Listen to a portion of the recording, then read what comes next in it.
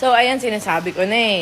Totoo to, madam, lalo na yung Rosmar Detox drink na chocolate. 75 kg. Ngayon mo naman, daddy, 750, 75 kg down to 65 kgs. At ito na sobrang sarap. Mas masarap pa sa asawa ko.